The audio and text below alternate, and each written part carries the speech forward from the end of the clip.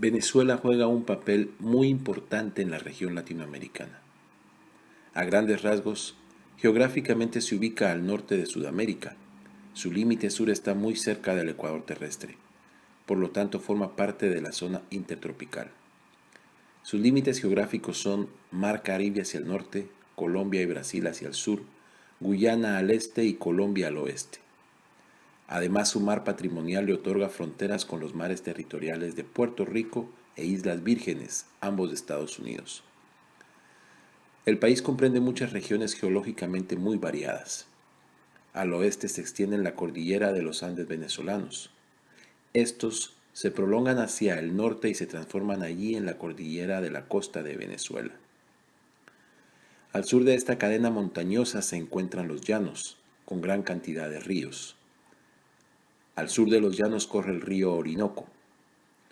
Al sur del Orinoco está la región de las Guayanas, una parte del cual se ubica en la cuenca del río Negro e indirectamente en la del río Amazonas, y otra parte en la cuenca del Orinoco. Sus selvas, zonas montañosas, ríos, costas, climatología, etc., representan la zona geográfica idónea para mantener un control militar bastante complejo en la zona. Pero más allá de su ubicación sobre el globo terráqueo, Venezuela es un país rico en recursos naturales, siendo el principal de todos ellos el petróleo. El oro negro arrastra consigo una adicción industrial que el hombre reconoce como sinónimo de poder y por tal razón, durante décadas las grandes potencias mundiales han puesto sus ojos en este recurso natural. Cuba, desde el ascenso de Fidel Castro, se ha encargado de hacerle los trabajos sucios a Rusia tal como si fueran unos mercenarios a contrato, utilizando medios realmente sucios para conseguir los propósitos que les son asignados. En el caso concreto de Iberoamérica, difundieron guerrillas a lo largo y ancho del territorio, siendo los responsables directos de millones de muertes resultantes de los conflictos bélicos. Venezuela no quedó afuera de sus objetivos, pero además, la situación venezolana también incide sobre Colombia. Hay 2.000 kilómetros de frontera. Allí, los cubanos tienen viejos intereses estratégicos en las guerrillas de las FARC y el ELN, hecho que el mismo Senado colombiano denunció en la OEA. Los vínculos de Cuba con el narcotráfico son por demás evidentes. A finales de los 80, Cuba se lava las manos enjuiciando a uno de sus generales, el general Ochoa, responsabilizándole de negociaciones ilícitas relacionadas a la narcoactividad, cuando ya es de dominio público que la droga proveniente de Sudamérica llega directamente a Cuba y de ahí parte para Estados Unidos. Medios como estos son los que utiliza el gobierno castrocomunista para afianzarse en el poder.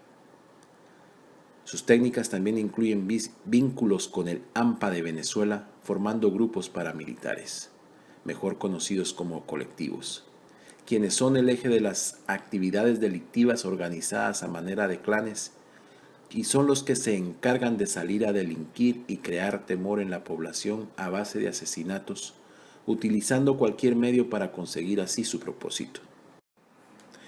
Venezuela tiene hoy un gobierno ilegal vinculado también al narcotráfico.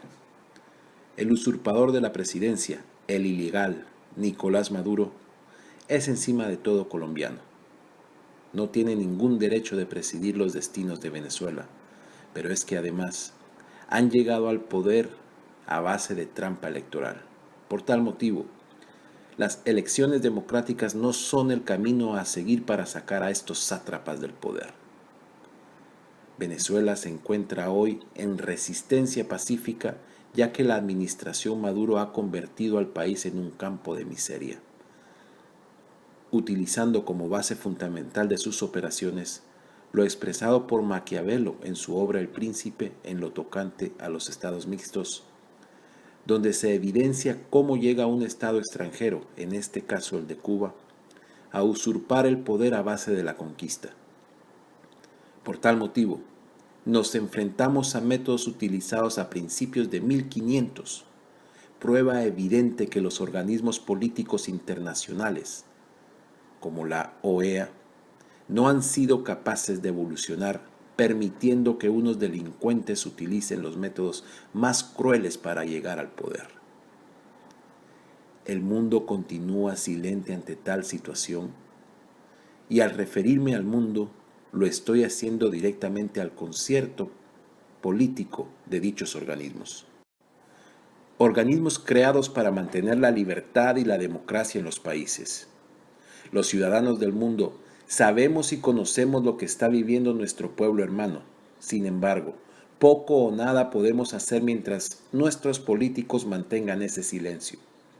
Un silencio que también nos amenaza porque el día de mañana la izquierda internacional, disfrazada de socialismo o comunismo abierto, bien puede hacer lo mismo con los demás países.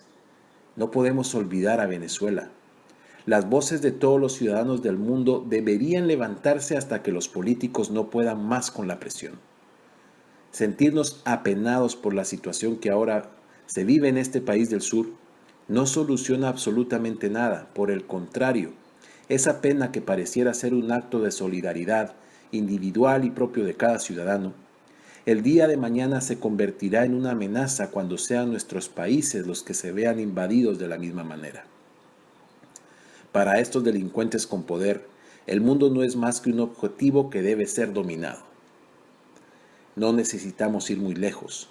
¿Cuántas veces los derechos humanos han salido en defensa de los delincuentes que matan, roban, violan a nuestras familias?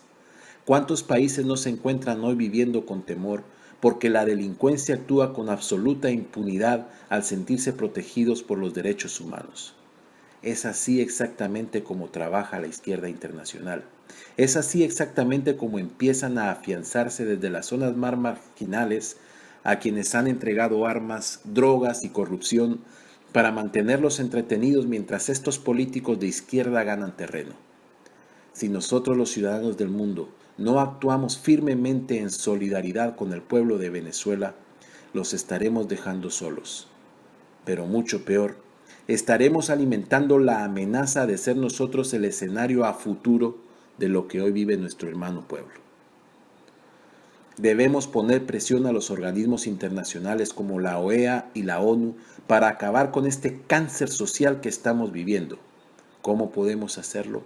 Maneras hay muchas, pero si no encontramos los medios para que nuestras voces o protestas sean escuchadas en la calle, al menos debemos utilizar las redes sociales para poner presión, tan fácil como eso. Eventualmente se irán formando grupos dispuestos a protestar activamente en la calle en favor del bien, en favor de la honradez, en favor de la verdad. No dejemos solo a los venezolanos, no dejemos sola a Venezuela.